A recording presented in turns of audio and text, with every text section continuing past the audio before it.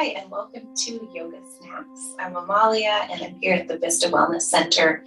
Today I'm going to share with you a 10-minute yoga snack, and I'll be using a chair and a yoga strap.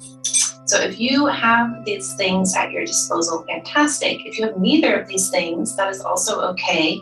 All of the practices I'm going to be doing in the chair today could also be done standing.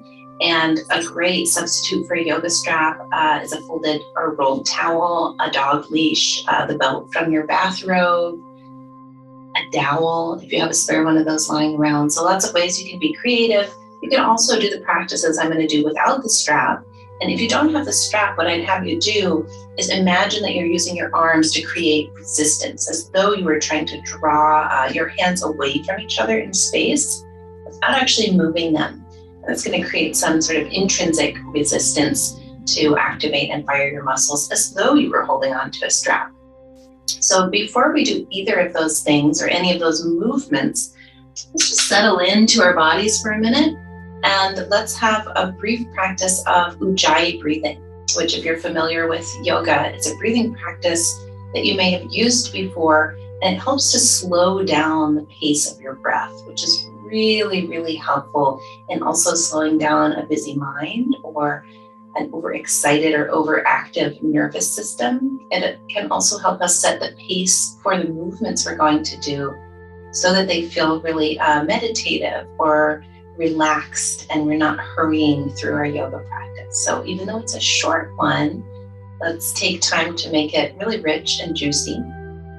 So to do the Ujjayi breathing, you can stand or sit comfortably. And if this is brand new to you, you might want to imagine that you're fogging a glass pane or a mirror by breathing out through your mouth. If you use your hand like I just did, you'll feel that the breath that goes onto your hand is warm. So that's the breathing technique that we'll use, but we're going to see how it works to do that with the lips closed. So if you imagine that you can exhale that same kind of fogging up a mirror breath, but with your lips gently closed, you might feel a very small amount of constriction of the glottis or the area in the back of your throat. And that's what's going to slow down the pace of your exhale. So let's try that together.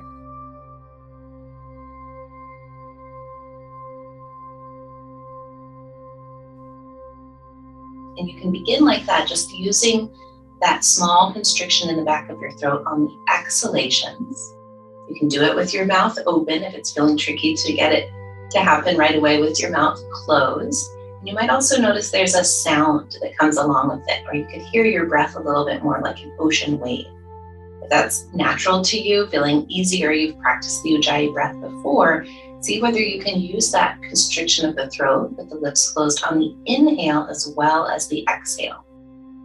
We'll try a few rounds like this, with the mouth open if you're just getting started, with the lips closed, using only the exhale, or maybe the full Ujjayi breath, using both the inhale and the exhale, slowing the pace of the breathing down. And you're welcome to close your eyes if you'd like. We'll just spend a minute or two here.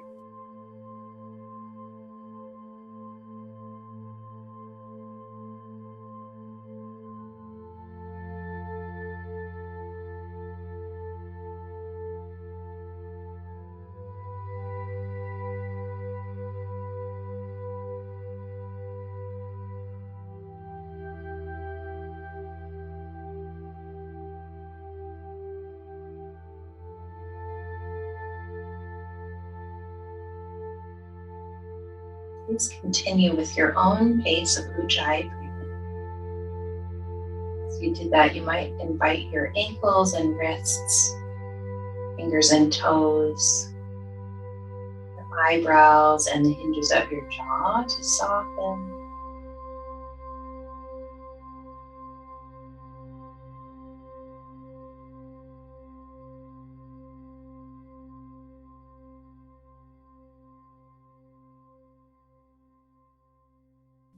Mind go to the places where your body is making contact with any surface underneath you.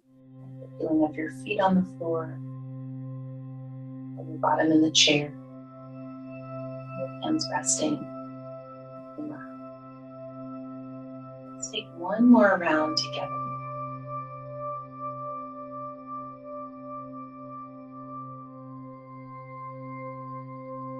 For this final breath, it's going to launch us into our movement. Your nose is clear. Take the inhale through your nose. And the exhale, open your mouth and sigh the breath out.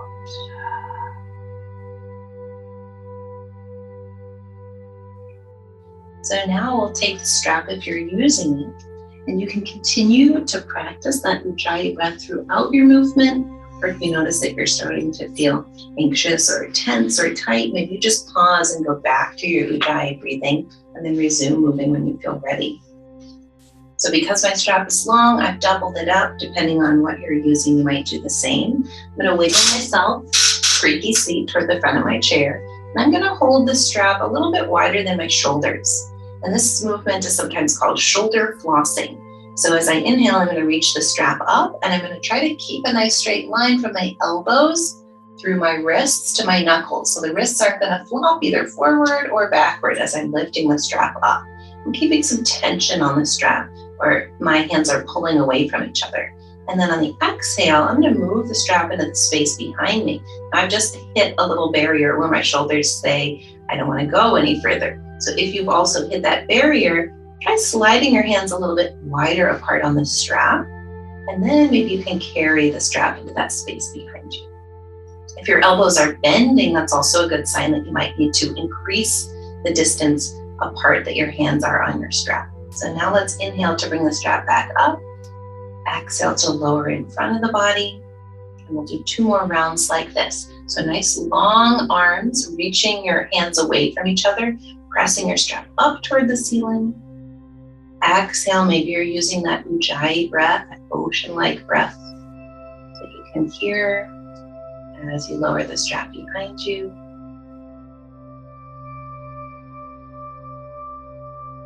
Do that one more time. Inhaling, reach your strap up. Maybe you press down into your footprints to lengthen through your spine, reaching the crown of your head toward the ceiling, carrying the strap behind. Inhaling back up. To come down. Okay, if you're using the strap, you can press that into your lap, bring your hands together and lace your fingers, and then roll out your wrists. Let's take a little bit of a side bending practice to open up the sides of the body and those intercostal muscles in between your ribs where things can get a little stiff and creaky. You can use your strap for this one, or you can hold on to the leg of your chair, or if you're standing, place your hand on your waist. So let's reach the right arm up and over, and lean over to the left. And as you do that, plug into your right footprint on the floor. And then let's climb back up with both arms, and exhale to side bend the other way. So you might reach down to find the seat of your chair, slide the left arm over your ear, and as you breathe back up, you can imagine your lungs are climbing towards your fingertips. I'm going to exhale to find my strap and show you how this might work using the strap as a prop. So the inhale reaches up, and the exhale, we lean over, trying to maintain that distance between the hands on the strap. So I'm reaching equally through both arms, pressing my knuckles away from my body. Inhaling up to center, grounding into my footprints and the length in my spine, and exhaling the other way. Let's take 2 more rounds of side bending, however you're doing that today, whether you're standing or seated, using the strap or holding onto the chair. Using this as an opportunity to slow down your movement to the pace of your breathing. Finish with those last 2 rounds. You can bring the strap back into your lap or release your arms down. And maybe you'll want to roll your shoulders out here. Okay, the next thing that we're going to do is find a downward facing dog shape, and we'll do that here using the chair, or we might do that using the wall or the yoga mat on the floor. So I'm going to demonstrate it with a chair today, And here's how I found my downward facing dog with a chair. First, I've got both feet of the chair on the yoga mat, so I know it's not going to slide away from me. Then I'm going to place my hands on the outer edges of the chair, and I'm really going to grip it.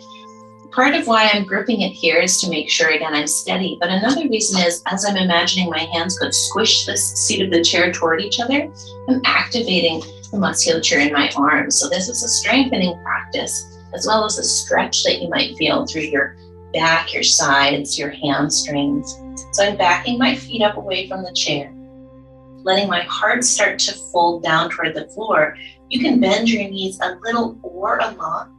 And what I'd like you to do is notice if your low back feels like it's curved up toward the ceiling, then please do put some extra bend in your knees until you could reach your sitting bones, your butt bones, back into the space behind you. That's going to help us find that extension and length through the spine that we're looking for. And that's helpful in sort of undoing or counteracting that rounded shape in the spine that we might have spent a lot of time in, especially if you've been sitting a lot in your day. So squeeze to the seat of your chair, press your feet into the floor, bend your knees enough that you can press your sitting bones back. And then let's take just a couple rounds of deep, steady Ujjayi breaths here.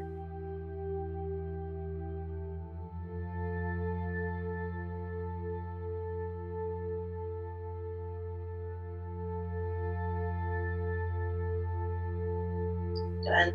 Send your gaze forward and walk your feet forward, maybe 6 inches to a foot on each side. I'm going to take this left foot right underneath the center of my pelvis, or centering it between the front feet of the chair. Then I'm going to send my right foot up toward the ceiling. So I'm bending that right knee. And I'm doing this so I can make some circles with my right knee out in space, which is going to be really nice for mobilizing this right hip joint. It's also going to ask the left leg, which is now supporting me, to do some stabilizing and some strength building. So I'm drawing these big circles with the right knee, and I'm going to change directions and circle the other way. When you're done with your circles, you've had enough fun with that one, take that right leg that was lifted and step it toward the front right leg of your chair. And then step your left leg toward the back corner of your mat. We're going to let that back heel come down, bend into the right knee, and now I'm climbing my hands up off of my chair seat to rest on my pelvis. And from here, I'm going to reach up through the left fingers, letting that left lung climb up toward the sky. And on the exhale, I'm going to reach my left hand across my body on the diagonal, like I want to reach out and shake somebody's hand. And then I'm going to slide back up on the inhalation. And let's do that 3 times more. So exhale to reach across the body. Inhale to climb up tall, lengthening through both of your legs. Let's go one more time. And then inhale. And from here, I'm going to exhale my left hand back to the chair and my right hand back to the chair. And I'm going to step both feet in nice and close to the chair so that I can come down into a forward fold, which might look like lowering my forearms, letting my head hang heavy, letting the chair seat take the weight of the upper body, and relaxing through the muscles of the face, the fingers and the toes. And I'm going to work to that second side, and only because I have limited space and I like to bump into the curtains here, I'm going to turn myself around, but you can stay exactly as you are. So I'll move back to the seat of the chair, and this time we're going to take the left leg up and back, bending the knee and making some circles with that left hip. So you can circle in one direction. That's your Ujjayi breathing going. And circle in the other direction.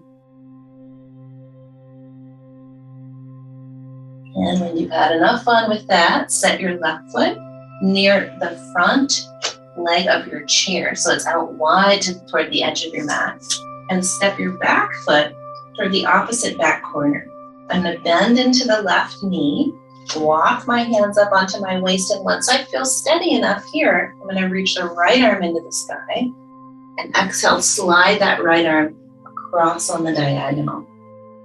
And we'll take 3 rounds together, just like this, exhaling across. And inhaling to climb up.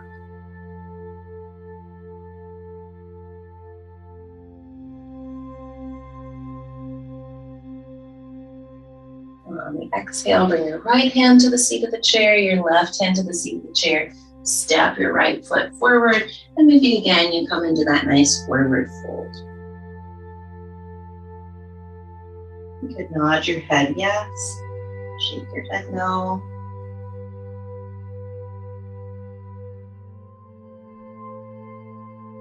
And then walk yourself up. And from here, if you're in a place where you don't want to get down onto the floor, you might just sit back into your chair and take a few minutes to return to your ujjayi breathing, to settle into your body. If you do want to get on the floor, for Shavasana, our little mini yoga nap and integration, you can come down onto your back, scoot your butt in close to the chair, and if it's one of these chairs with an open back, I love to slide the backs of my legs onto the seat of the chair and then lower myself all the way down to the floor to rest like this.